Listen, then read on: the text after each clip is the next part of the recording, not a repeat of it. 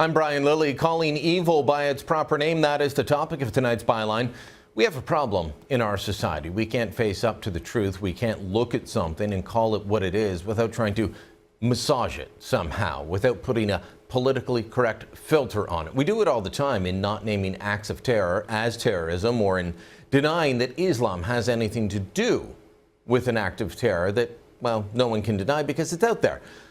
That kind of thinking infects mostly our political leaders, elected and appointed, and, well, affects them more than it does the general public, but the public gets it as well. So our politicians especially, or our police chiefs, our bureaucrats, our educrats, they have difficulty speaking plainly and recognizing evil for what it is. But today in a Montreal courtroom, 12 normal people got it right.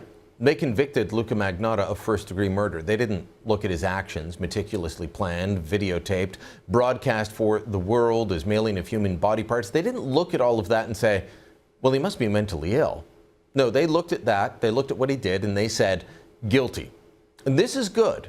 And I think it happened because it was a jury, because it was 12 people, just like you, just like me, that listened to the evidence and then drew a sensible conclusion.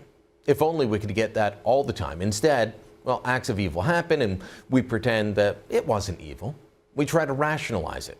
It reminds me of the line from the movie The Usual Suspects, the line about the devil. The greatest trick the devil ever pulled was convincing the world he didn't exist. Evil does exist. Merriam-Webster's dictionary defines evil as morally bad, causing harm or injury to someone, marked by bad luck or bad events. I think Luka Magnotta qualifies as evil. I think the terrorists attacking here or in Sydney or in France, I think they all qualify as evil. Instead, though, for them, we assign them diseases that most of us aren't qualified to diagnose. Online yesterday, I posted this photo from inside the Parliament buildings. It's the Hall of Honor, just outside the doors of the Library of Parliament. You may have seen this site, a couple of months ago. But back then, it looked like this.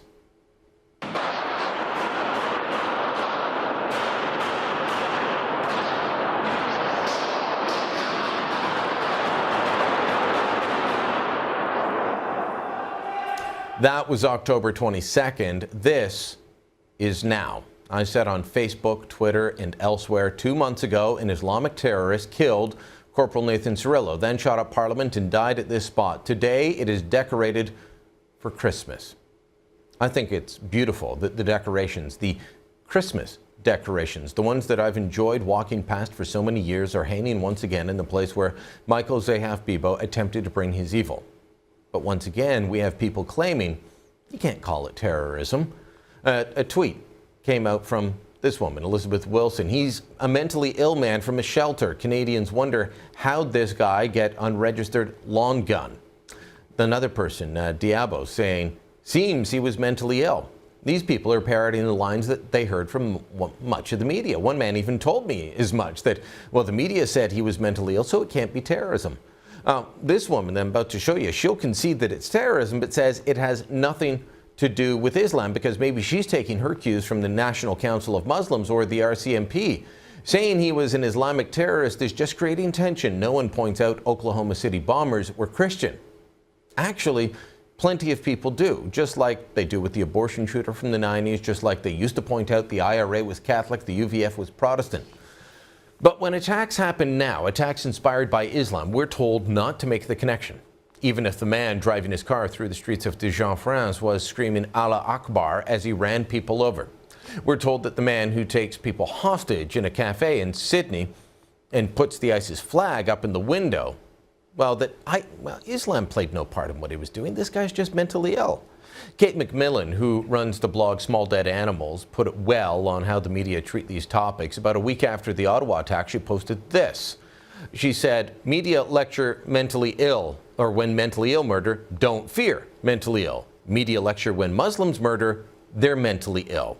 So if a person's mentally ill, no problem, we don't have to fear. But if it's an Islamic radical, then, well, obviously it's mental illness that made them kill other people. So what is it?